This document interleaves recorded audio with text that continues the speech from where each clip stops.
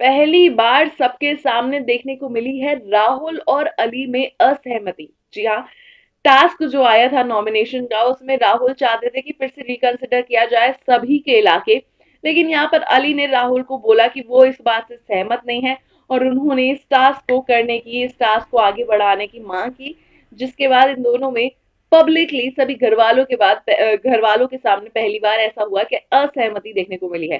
क्या है पूरी खबर बता दें आपको इस वीडियो के अंदर। Hello, this is Lisa Gangwani. मैं यहाँ पे राहुल और अली जो है यूजुअली एक ही पॉइंट पर अग्री कर लेते हैं। चाहे अली बोल रहे हो चाहे राहुल बोल रहे हो, दोनों उसी का स्टैंड लेते हुए खड़े हो जाते हैं उसी पॉइंट के साथ। लेकिन इस बार राहुल वैद्य कुछ करवाना चाह रहे थे, जिसके बाद अली उनसे अग्री नहीं किए। इनफैक्ट अली ने उनको कहा कि मैं इस पॉइंट से बिल्कुल भी अग्री नहीं करता हूँ और तुम भी आकर चुपचाप बैठ जाओ। तो यहाँ पे हुआ क्या था, सभी घर वालों को उनके जो है इलाके मिल चुके थे, उनके हिस्से का घर मिल चुका था।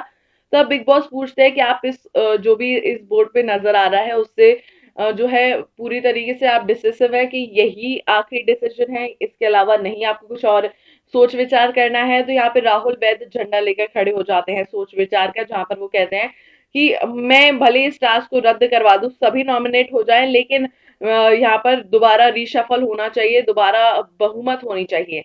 जिसके बाद घर वाले उनसे अग्री नहीं करते हैं, क्योंकि अगर सभी नॉमिनेट हो जाएंगे यानी कि सभी घर के हिस्से चले जाएंगे, चाहे फिर वो किचन एरिया हो, लगेज एरिया हो, बेडरूम हो, कुछ भी हो, आपको कुछ भी नहीं मिलेगा घर के अंदर अगर आप फिर से रीशफलिंग करवा के या फिर टास्क को रद्द करवाने की सोचते हैं। ऐसे में यहाँ पर विकास और अभिनव समझा तो रहे थे राहुल वैद्य को, लेकिन राहुल नहीं सुन रहे थे। ऐसा लग रहा था जैसे उनके दिमाग की बत्ती जल ही नहीं रही हो। यहाँ पर अर्शी को वो बार बार कन्विंस कर रहे थे वोट बदलने के लिए, लेकिन शायद वो ये नहीं समझ रहे थे कि अपने साथ साथ वो सभी घर वालों को अगर खतरे में डालते तो हो सकता है अर्शी जो उनके साइड आ भी रही थी वही घर से बेघर हो जाती सबसे कम वोट्स की वजह से। तो ऐसे में यहाँ पे अली उठकर राहुल को इस बात पर समझाते हैं कि राहुल तुम समझ क्यों नहीं रहे हो, अगर सभी नॉमिनेट हुए तो सारे घर के हिस्से चले गए, टास्क रद्द हुआ तो इस बार सबसे बड़े नुकसान में हम सभी होंगे, कुछ भी यूज करने को नहीं होगा, तुम कैसी बातें कर रहे हो सकता है घर वालों को फिर लॉन में भी सोना पड़ता।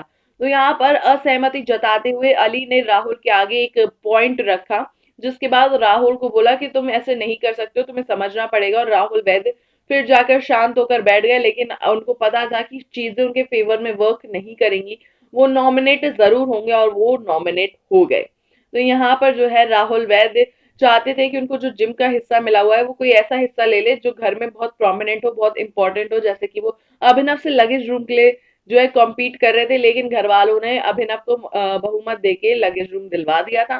तो यहाँ पे राहुल वैद्य का कोई भी स्कोप नहीं बचा था कि उनको कोई प्रोमिनेंट हिस्सा मिल पाए और वो इस तरह से नॉमिनेशन से बच पाए। क्या कहना चाहेंगे आप इस पूरे नॉमिनेशन की प्रक्रिया के बारे में? आइए करते हैं कमेंट सेक्शन में इसी के बारे में चर्चा। लगातार हमारे साथ बने रहिए, और भी कई सारी खबरें हैं जो मैं आप तक पहुंचानी है।